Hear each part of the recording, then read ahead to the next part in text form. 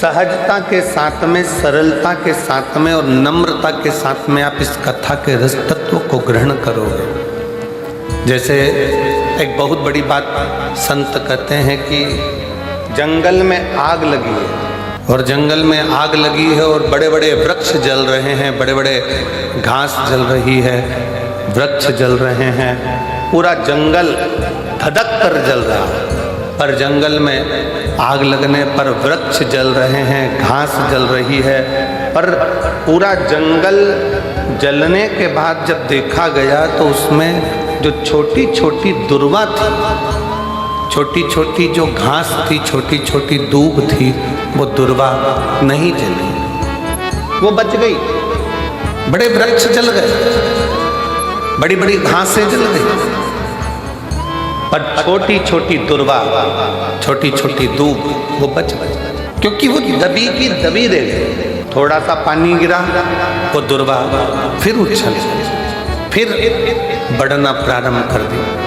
शिव महापुराण की कथा कहती है कि भगवान की कथा में, गुरु की शरण में, परमात्मा की शरण में, ईश्वर की शरण में, संत की शरण में, परमात्मा की कथा में जब भी पहुँचो उस समय पर बड़े बनकर नहीं, छोटे बनकर जाओगे तो गुरु और संत और शिव की कृपा की दृष्टि से फिर बढ़ते चले जाओगे।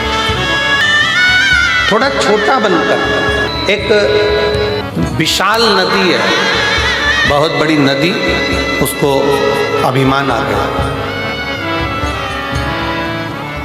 और बहुत बड़ी नदी को जब अभिमान आया, बहुत बड़ी नदी को जब अहंकार आया, अभिमान आया, तो उस नदी ने समुद्र से कहा, समुद्र मैं दुनिया की सबसे बड़ी नदी हूँ और बड़ी विशाल हूँ, अगर तुझको मुझसे कुछ चाहिए तो बोल, मैं दुनिया की सबसे विशाल नदी हूँ, सबसे बड़ी नदी हूँ। समुद्र, तुझे कुछ चाहिए हो तो मुझसे बोल, अगर तुझे कुछ चाहिए तो मुझसे बोल, मैं तुझे दे सकता। समुद्र ने हंसकर कहा, नदी मेरे पास में तो माणिक है, मोती है, सोना है, चांदी है, हीरा है, पन्ना है, रतन है, माणिक, औषधि सब मुझ में। देवता भी मेरा मंथन कर कर इसमें से माणिक, औषधि, रतन सब निकाल लेते हैं, मुझे कुछ भी नहीं चाहिए, कुछ तो मांग ले समुद्र। समुद्र कहता है मुझे कुछ नहीं चाहिए, मुझे चाहिए ही नहीं। नदी ने फिर बार बार कहा कि समुद्र कुछ तो मांग, समुद्र कुछ तो मांग, समुद्र कुछ तो मांग। समुद्र ने कहा, नदी अगर कुछ देना चाहती है तो मुझे हरी हरी दूबा, हरी दूब, दुर्वा जानते हो ना सब लोग, हरी घास, हरी दुर्वा मुझे ला कर दे। नदी ने कहा, क्या रे समुद्र, तुम मांग भी रहा है तो मुझसे क्या मांग रहा है, केवल हरी दूबा, हरी घास, मैं अभी लेकर आती हूँ। नदी ने घाट के किनारे पर लगी हुई घास को, दुर्वा को अपनी जल की लहर से तोड़ना चालू करा। जैसे ही जल घाट पर जाता है, जैसे ही जल घाट पर पहुंचता है, वैसे ही दूबा के ऊपर पानी गिरता है तो दूबा नीचे झुक जाता है। फिर पानी आया, फिर दुर्वा नीचे झुक गई, पानी के वजन के कारण दुर्वा नीचे झुकती, फिर पानी आया, फिर नीचे झुक गई।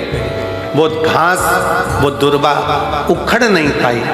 आखिरी में नदी समुद्र के पास जाकर बोली, समुद्र मैं तेरे लिए घास, हरी हरी दूबा लेकर नहीं आ सकी। समुद्र ने कहा, नदी मैं ये जानता था कि तू मेरे लिए दूबा नहीं ला सकती, तू मेरे लिए घास नहीं ला सकती, क्योंकि उस दूबा में, उस घास में एक सबसे बड़ी चीज है उसकी नम्रता। जैसे ही पानी आता है, दुर्वा नीचे झुक जाती है, और जो जिंदगी में झुकना जानता है उसे कोई उखाड़ नहीं सकता।